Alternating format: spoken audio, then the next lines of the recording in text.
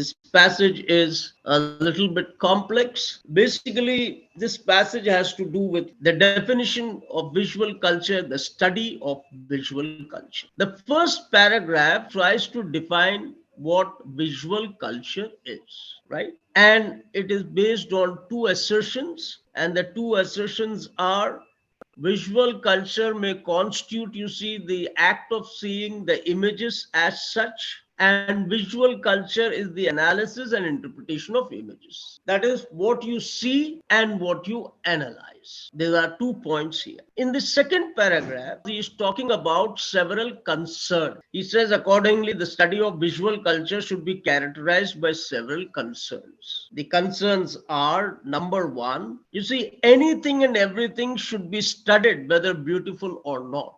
That is what you call one characterization of visual culture. They should not limit themselves to study of particular objects of aesthetic value. Anything and everything should be studied. Number one. Number two talks about what is the practical element involved in study. He says in the second paragraph, he talks about the works of Michelangelo and Leonardo, its influence on the people, the history of arts, etc. And in the same paragraph, he talks about how do images function, what makes images beautiful, why is a particular masterpiece a masterpiece, and these things should be studied, keeping in mind the work's contribution to beauty, to aesthetics. In the third paragraph, the basic point is how art contributes to the construction of social relations. And the last paragraph is a movement. That is, the fourth concern is, he talks about two things. One is physiological process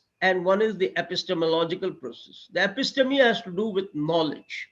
Physiology has to do with your way of seeing things. You're moving from images to vision. Now, what do you mean by that? When you see, when you visualize something, that is something biological. You're seeing it with your eyes. But the other thing is how you interpret it. That is different. You see an object, as an image there. That is possibly physiological, biological. But the basic thing is how you interpret it, right? That is, what is the meaning you derive from that? So now I hope you understood the passage. We can move on to the questions here. And let's come to the first question here. Which one of the following best describes the word epiphenomena in the last sentence of the passage? Yes, you have the last sentence. Finally, the scholar of visual culture seeks to regard images as evidence for explanation, not as epiphenomena. So, what do you mean by phenomena? It means phenomena supplemental to the evidence. You see, phenomena which testifies to the evidence. So, number two is the correct option. The others aren't correct, right? The next one. All of the following statements may be considered valid inferences from the passage, except, you see, one of the statements cannot be inferred from the passage. The other three can. Let's see. Artifacts are meaningful precisely because they help to construct the meanings of the world for us. That has been said in the last paragraph. So you can infer that. Studying visual culture requires institutional structures without which the structures of perception cannot be analyzed. No, this cannot be inferred from the past. There is no inference which might refer to institutional structures, you see. So number two is the correct option. Understanding the structures of perception is an important part of understanding how visual culture works. That he has said in the first paragraph and the last paragraph. Okay, visual culture is not just about how we see, but also about our visual practices can impact the change the world. That is in the last two lines of the paragraph. The next question: no amount of social analysis can account fully for the existence of Michelangelo or Leonardo. I think Leonardo da Vinci was a painter, but Michelangelo was a sculptor. In the light of the passage, which one of the following interpretations of this sentence is most accurate? You see, what has been said about these two artists. Number one, social and analytical accounts of people like Michelangelo, Leonardo cannot explain their genius. Okay, Michelangelo or Leonardo cannot be subjected to social analysis because of their genius. You see, now you cannot subject them to social analysis because of their genius. Okay. No analysis exists of Michelangelo Leonardo's social accounts. No. Socially existing beings cannot be analyzed. No, that's not correct. The correct option is number one. Now let's come to the next question, which says seeing operates on the foundation of covenants. Covenants are agreements. Okay. With images that establish the conditions for meaningful visual experience. In the light of the passage, which one of the following statements best conveys the meaning of this sentence? Sight becomes a meaningful visual experience because of covenants of meaningfulness that we establish with the images we see. Now, what does the sentence mean? This sentence means that when you look at a particular image, you see certain meanings are attached to a particular thing, and those meanings are generated. There's an agreement about this, right?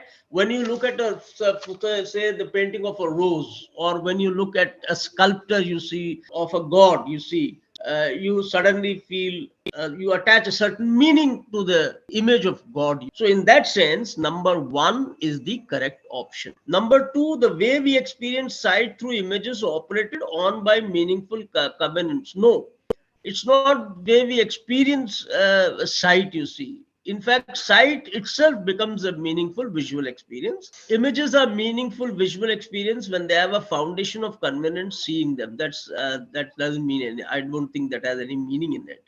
Sight as a meaningful visual experience is possible when there is a foundational condition established in the image of covenants, not the image of covenant. It's a covenants of meaningfulness. Which set of keywords below most closely captures the argument of the passage? The keywords that you find are imagery, visual practices, life world structures of perception. Number three. Number three, you see, contains the keywords. The others don't contain all the keywords. So now we can move to the next passage. He's talking about piracy, you see. He is giving you examples of piracy. So let's look at it closely. In the first paragraph, he's talking about, you see, he gives you examples of lots of piracy, you see, that has been carried on for years together. And he here quotes, you see, Dr. Peter Leher, an expert on modern day piracy. And what does he say? Piracy past offering lessons for piracy present. That is, piracy has been an activity of the past. We must learn from those activity in the present to prevent piracy. So in the second paragraph, he makes a point. And what is the point? He says that he compares, you see, the rule of emperors and colonizers with piracy, you see. I mean, he's trying to be a little, it is a kind of a dark humor in the sense. He says that people like Alexander the Great, you see, they made forceful acquisitions, or you had the Europeans, you see, making colonies and ruling over other people, just as the pirates are ruling over the sea. He makes a comparison there. And but Leher sticks to the disorganized small fry, making comparisons with the renegades of today possible. But the point is how to prevent, you see, piracy. In the next paragraph, he talks about the motive for piracy. The motive for piracy is both need and greed. People who are poor and who are greedy, some of them, you see, get into piracy on the high seas, and they try to loot the ships, you see, that are there. In the next paragraph, he talks about that increased globalization has done more to encourage piracy than suppress it. So he comes up with the point that globalization has lent its help in increasing piracy rather than preventing it. And European colonialism, you see, has been behind the what you call weakening the delicate balances of power. Point that he makes is globalization, you see, increases piracy. In the next paragraph, he says that modern private prevention has failed. Pirate prevention has failed. We have not been able to come up, you see, with proposals that would possibly prevent piracy. And the last paragraph is an expansion on that, where he says that modern proposals for preventing piracy hasn't worked. So this is all in the passage. Now let's come to the questions here. A more eclectic history might have included the conquistadors, Vasco da Gama and the East India Company, but Leher sticks to his disorganized small fry. From the statement, we can infer that the author believes that. What does the author believe? Now try to understand the point I made. You see, the colonial system, the Europeans trying to rule over the other people, and the instance of the East India Company and the Vasco da Gama and the conquistadors, you see, the conquerors, you see, all these things they are stated in the passage. So what can we infer that the author believes? Colonialism should be considered as an organized form of piracy. The disorganized piracy of today is no match for the organized piracy of the past. No, it doesn't mean that. Leher does not assign adequate blame to empire builders for their past deeds. He does. He does. Vasco da Gama and the East India Company laid the ground for modern piracy. Why only two? These two have been stated in the question.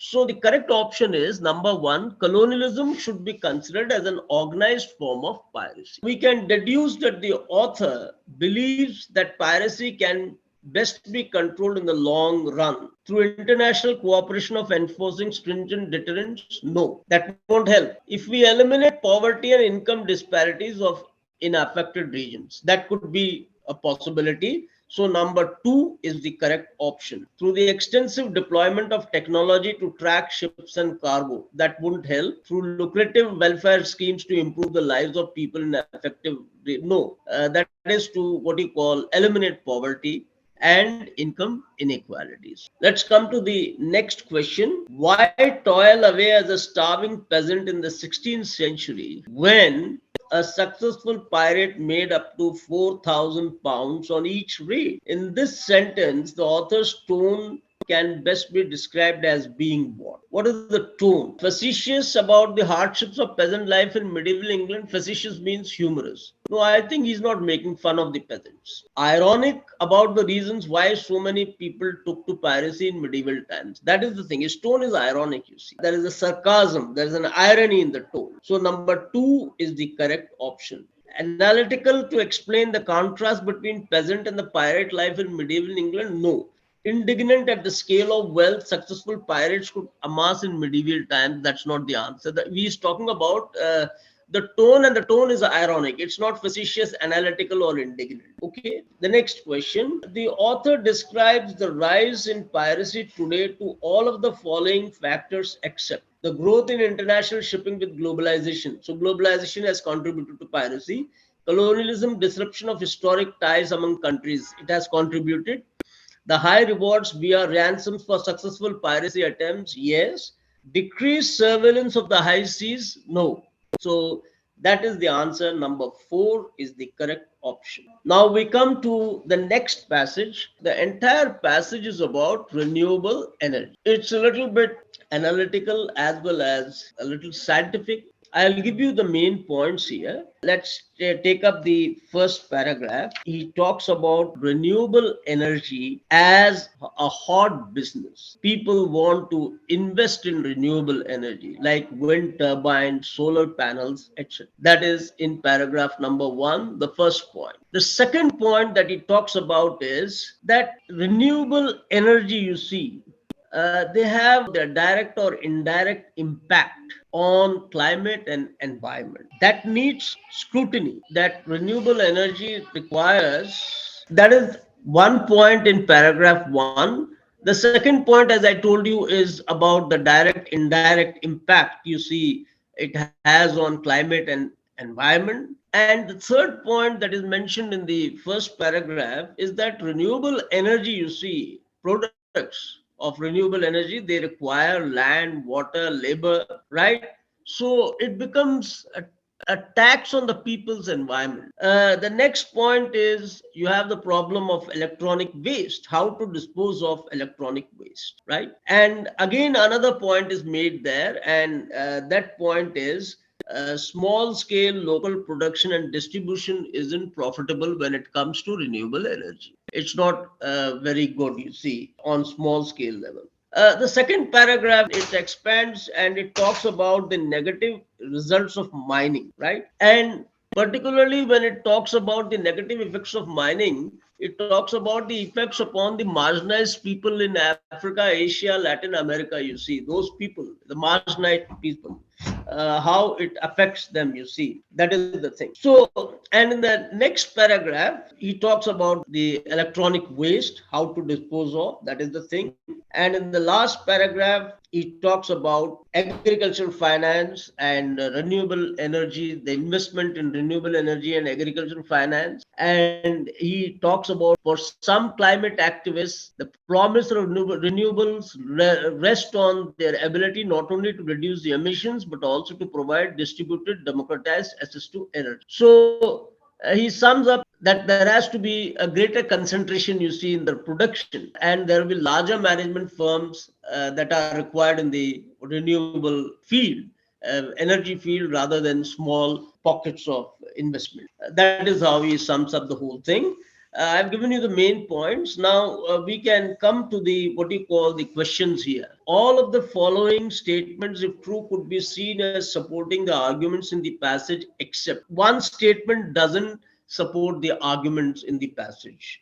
Let's see. Marginalized people in Africa, Asia, and Latin America have often been the main sufferers of corporate mineral extraction projects. That's correct. It's given in the second paragraph. The example of agricultural finance helps us to see how to concentrate corporate activity in the renewable energy sector. The last paragraph. One reason for the perpetuation of social injustice lies in the problem of disposal of toxic waste. That is in the third paragraph. Okay, electronic waste. The possible negative impacts of renewable energy need to be studied before it can be offered as a financial investment opportunity. This doesn't support the argument that's going on in the passage, the study and analysis. So number 4 is the correct option. For next question, which one of the following statements, if false, could be seen as best supporting the arguments in the passage? Renewable energy are not as profitable as non-renewable energy systems. Okay, renewable energy systems are as expensive as non-renewable energy systems. The production of distribution or of renewable energy through small scale local is not economically sustainable. You see, 1, 2, 3 statements are true, but the last one, renewable energy systems have little or no environmental impact. That is a false statement. It has negative or it has direct or indirect impact on the environment, and it supports the argument in the passage in the sense that, well, there is an impact. So number 4 is the correct option. The next question, which one of the following statements, if true, could be an accurate inference from the first paragraph of the passage? The author's only reservation is about the profitability of renewable energy systems. He doesn't talk about that in the first paragraph. The author does not think renewable energy systems can be as efficient as non-renewable energy systems. No. The author has reservations about the consequences of non-renewable energy systems. No. The author has reservations about the consequences of renewable energy system. The consequences, right? And he talks about the electronic waste there also, the toxic waste that he talks about in the third paragraph. He talks about that in the first paragraph also. You have the consequences there. So number 4 is the correct option. The next one, which one of the following statements best captures the main argument of the last paragraph of the passage? We have gone through that last paragraph in short, and let's see now. Renewable energy systems are not democratic unless they are corporate controlled. No. Renewable energy produced at the household or neighborhood level is more efficient than mass produced forms of energy. It doesn't say anything of that sort. The development of renewable energy sector is double-edged sword. That is the thing he's talking about. So number 3 is the correct option. Most forms of renewable energy are not profitable investments in institutional investors. No. Now we come to the next question. Based on the passage, we can infer that the author would be more supportive of which one of the following practices? The study of coexistence of marginalized people with their environments? No. He's talking about renewable energy, you see. Encouragement for the development of more environment-friendly carbon-based fuels? No. More stringent global policies and regulations to ensure a more just system of toxic waste disposal? Yes, that could be a point. So number 3 is the correct option. And the last one, the localized small-scale development of renewable energy systems? No. And now we come to passage which is more or less based on psychology, you see, the psychology of aggression. We'll just see what are the main points, right? Because you have only two paragraphs here. In the first paragraph, he tries to tell us what is aggression.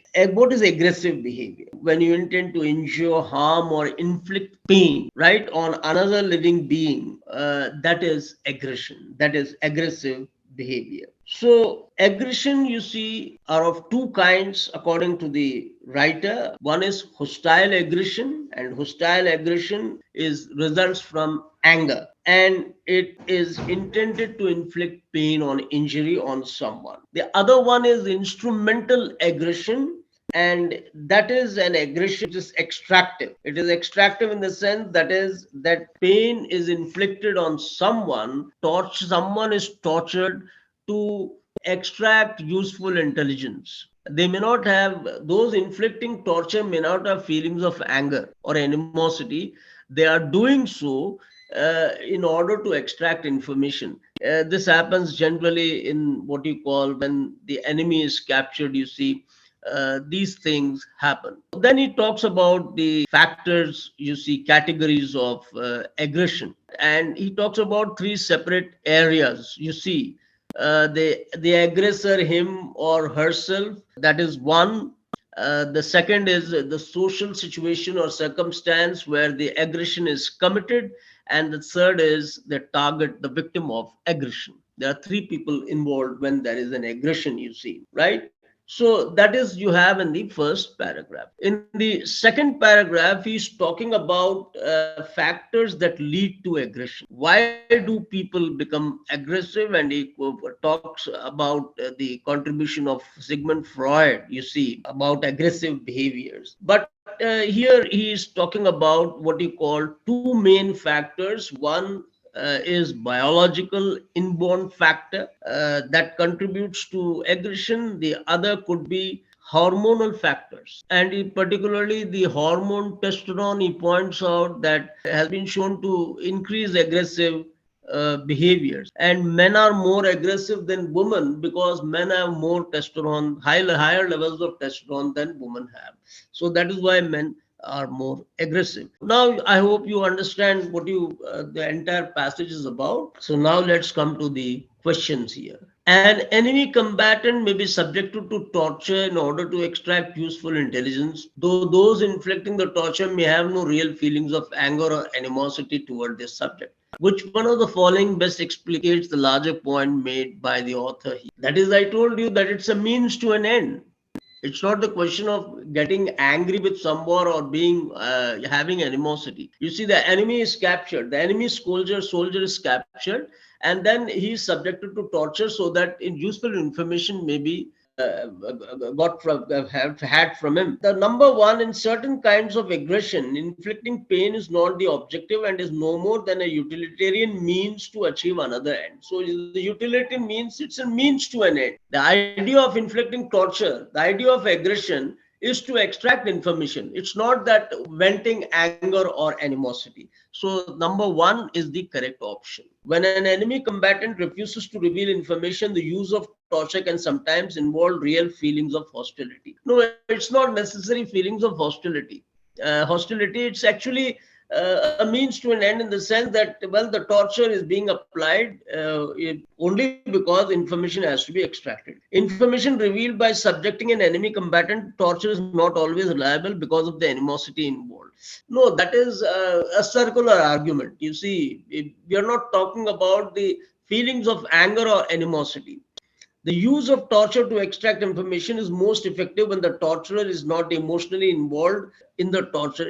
That's beside the point. So, number one is the correct option. All of the following statements can be seen as logically implied by the arguments of the passage, except Freud's theory of aggression proposes that aggression results from the suppression of aggressive urges. Quite possible. The Freudian theory of suicide and self-inflicted aggression implies that an aggressive act need not be sought to be avoided in order for it to be considered aggression. Okay? A common theory of aggression is that it is the result of abnormally low neural regulation of the testosterone. No, it's not that. I mean, it's certainly a point that has been made about hormonal factors being contributory to aggression, but that is not what you call the argument implied by the passage. So, number three is the option, correct option. If the alleged aggressive act is not sought to be avoided, it cannot really be considered aggression. No, that's not the point here. The next question, the author identifies three essential factors according to which theories of aggression are most commonly categorized. Which of the following option is closest to the factors identified by the author? The first paragraph, the last two lines, it's clear: the aggressor, the circumstances of aggression, and the victim. The three variables he has pointed out, so you don't have to look at the others. Number three is the correct option. The author discusses all of the following arguments in the passage except that aggression in most societies kept under control through moderating the death instinct identified by Freud. Freud is there, but this is not the point that's being made. So number one is the correct option, and the others are okay. The nature of aggression can vary depending on several factors, including intent, that he has already pointed out, whether it is instrumental or whether it is hostile. Men in general are believed to be more hormonally driven to exhibit violence than women. That has been said in the last line of the second paragraph. Okay, right? And several studies indicate that aggression may have roots in biological condition of humanity that he has talked about in the second paragraph. Now, let's come to what you call the ordering of sentences properly so that they form a coherent paragraph. We are looking for the right sequence. But the attention of the layman, you can't start a sentence like that. The danger to humanity created by the so-called peaceful uses of atomic energy, and then the resultant, that is something is resulting from something. So to my mind, the more general statement is number two. Of all the changes introduced by man into the household of nature, controlled large-scale nuclear fission is undoubtedly the most dangerous and most profound. And why is it? That is in number four, the resultant ionizing radiation has become the most serious agent of pollution of the environment and the greatest threat to man's survival on earth. That is the danger that he has talked about in number two, which is expanded in number four. But the attention of the layman has been captured by the atom bomb, although there is at least a chance that it may never be used again. So after four, you have one, and finally you have three. You have three. So it's 2, 4, 1, 3. Now let's look at the next one. While you might think that you see or aware of all the changes that happen in your immediate environment, there is simply too much information for your brain to fully process everything. Okay, psychologists use the term change blindness to describe this tendency. So this cannot be the first sentence because it says this tendency, so we don't know which tendency is talking about. It cannot be aware of every single thing, so it refers to something. So three cannot be the first sentence. In four, you're not at all aware of these changes. You don't know what these refer to, right? So this cannot be the first sentence. So the first sentence has to be number one. You see or aware of all the changes that happen in your immediate environment. There is simply too much information for your brain to fully process everything. In the third sentence, it cannot be aware of every single thing. It refers to the brain that is mentioned in number one. So one should be followed by three. And then three should be followed by four, because it talks about the big shifts that happen in front of our eyes, and that has to do with the registration in the brain, you see. So it should be followed by 1, 3, 4, and the final one is number 2. It talks about this tendency, you see. That is, you're not aware of these changes all the time. The change blindness, you see, this tendency, you see. So you have 1, 3, 4, 2. Now let's come to the next question here. He says here, with the Treaty of Westphalia, the papacy has been confined to ecclesiastical functions and the doctrine of sovereign equality reigned. What political theory could then explain the origin and justify the functions of secular political leaders? In his Leviathan, published in 1651, 3 years after the Peace of Westphalia, Thomas Hobbes provided such a theory. He imagined a state of nature in the past when the absence of authority produced a war of all against all. To escape such intolerable insecurity, he theorized, people delivered their rights to a sovereign power in return for the sovereign's provision of security for all within the state's border. The sovereign state monopoly on power was established as the only way to overcome the perpetual fear of violent death and war. So it's in the last few lines, he talk about people giving power to the sovereign to give them protection from war, violence, and death. So let's see what Thomas Hobbes, you see, has said. If you look at the first one, Thomas Hobbes theorized the voluntary surrender of rights by people as essential for emergence of sovereign states. This surrender, it is more or less a balance, a transaction between the sovereign and the local people. So number one is not a good summary. Number two, Thomas Hobbes theorized the emergence of sovereign states as a form of transactional governance to limit the power of the papacy. No, it's not that. It's not limiting the power of papacy. The papacy has to do with the power of the Pope, you see. So it's not there. The third one, Thomas Hobbes theorized the emergence of sovereign states based on a transactional relationship between people and sovereign state that was necessitated by a sense of insecurity of the people. That is the point that he's trying to make. So number three is the best summary, and number last one that doesn't say doctrine of sovereign equality. No, so number three is the correct option. Now let's look at the next question.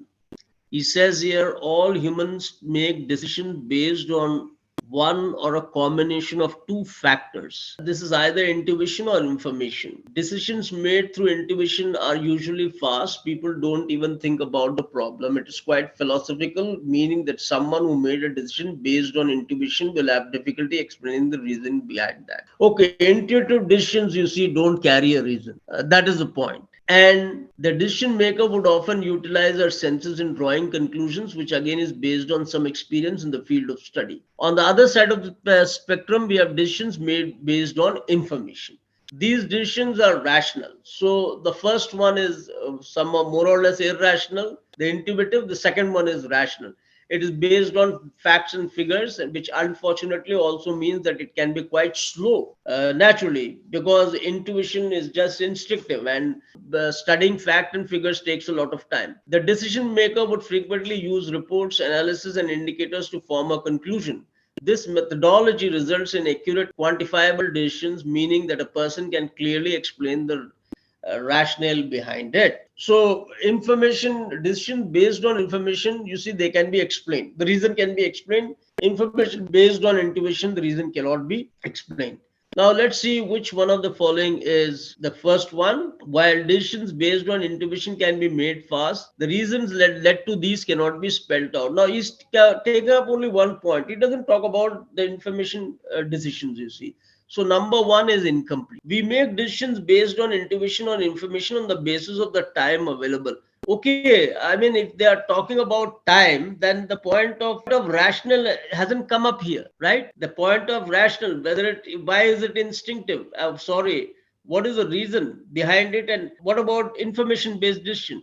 It has a reason behind it. It doesn't take up that point. It is better to make decisions based on information because it is more accurate and the rationale behind it can be explained. He doesn't talk about intuitive decisions. He's only making one point. Now let's see the last one. Decisions based on intuition and information result in differential speed and ability to provide a rationale. So that is the thing here. So number four sums up the whole thing very well. Now let's come to the next one. The rural-urban continuum and the heterogeneity of urban settings pose an obvious challenge to identifying urban areas and measuring urbanization rates in a consistent way within and across countries. An objective methodology for distinguishing between urban and rural areas that is based on one or two metrics with fixed thresholds may not adequately capture the wide diversity of places. A richer combination of criteria would better describe the multifaceted nature of a city's function and its environment. But the joint interpretation of these criteria may require an element of human judgment. So what he's talking about is it's sometimes only objective methodology doesn't work. Human judgment is also required, you see, because everything has become so diverse. The human judgment would be something in addition to the objective methodology, the objective criteria that has been adopted, the objective methodology that has been adopted. See, that is the main point that is trying to make out. So distinguishing between urban and rural areas might call for some judgment on the objective methodology being used to define a city's function. That's not a very good summary because he talks about what you call what kind of judgment he doesn't say, you see. Okay. So number one is not a good summary. The difficulty of accurately identifying urban areas means that we need to create a rich combination of criteria that can be applied to all. No, we must try to see the methodology and judgment. So it doesn't cover that point. Current methodologies used to define urban and rural areas are no longer relevant to our being able to study trends in urbanization. That's only one point that he has taken up. So that's not a good summary. The next one, with the diversity of urban landscapes, measurable criteria for defining urban areas may need to be supplemented with human judgment. That is the best summary because he talks about the diversity, he talks about the measurable criteria, and then he talks about being supplemented by human judgment. All the 3 points have been covered very well. So number 4 is the best option here. Let's come to the next question. So let us see now. You can observe the truth of this in every e-business model ever constructed, monopolize and protect data. Okay. Economists and technologists believe that a new kind of capitalism is being created different from industrial capitalism as was merchant capitalism. Okay. In 1962, Kenneth Arrow, the guru of mainstream economics, said that in a free market economy, the purpose of inventing things is to create intellectual property rights. Okay, that is alongside the world of monopolized information surveillance, a different dynamic growing up. Information is a social good incapable of being owned or exploited or priced. Okay, yet information is abundant. Information goods are freely replicable. Once a thing is made, it can be copied and pasted infinitely. The odd one out, if you see what he's talking about here is about the monopolized information and if the abundance of information, the replicability of information, but the monopolization and the protection of data. So 1, 3, 4, 5, you see, they are related, but number 2 is unrelated. Again, you have the same kind of exercise. The victim's trauma after assault rarely gets the attention that we lavish on the moment of damage that divided the survivor from a less encumbered past. Okay. One thing we often do with narratives of sexual assault is sort their respective parties into different temporalities. It seems we are interested in perpetrators' futures and victims' past. One result is that we don't have much of a vocabulary for what happens in a victim's life after the painful past has been excavated, even when our shared language gestures towards the future, as the term survivor does. Even the most charitable questions asked about the victim seem to focus on the past in the pursuit of understanding or corroboration of painful details. As more and more stories of sexual assault have been made public in the last 2 years, the genre of telling they are telling exploded. Crimes have a tendency to become not just stories but genres. So I think if you go through the entire cluster of sentences, you can see he's talking about the survivor, the victim's trauma, and other things, the past and the present of the victim, in the sense that what they want to assess. So the odd one out here is number 4, which talks about the charitable questions, you see. That doesn't go with the other 4, you see. So number 4 is the odd one out. Now let's come to the next question. It has also 4 movable auxiliary telescopes 1.8 meter in diameter. So we have to properly sequence, you see, these sentences. Let's see what order can be arrived at. Completed in 2006, the VLT has 4 reflecting telescopes, and then he describes it. Number 1 cannot be the first sentence because it starts with it in the sense it refers to something. Number 3, this configuration, we don't know which configuration, so 3 cannot be the first sentence, and number 4 cannot be first sentence because he says when these are combined, we don't know what are combined, right? So that cannot be the first sentence. So in the available cluster, number 2 is the first sentence. and he says is completed as 4 reflecting telescopes 8.2 meter in diameter that can observe objects 4 billion times weaker than can normally be seen with the naked eyes. Okay, and then he expands upon it in number 1.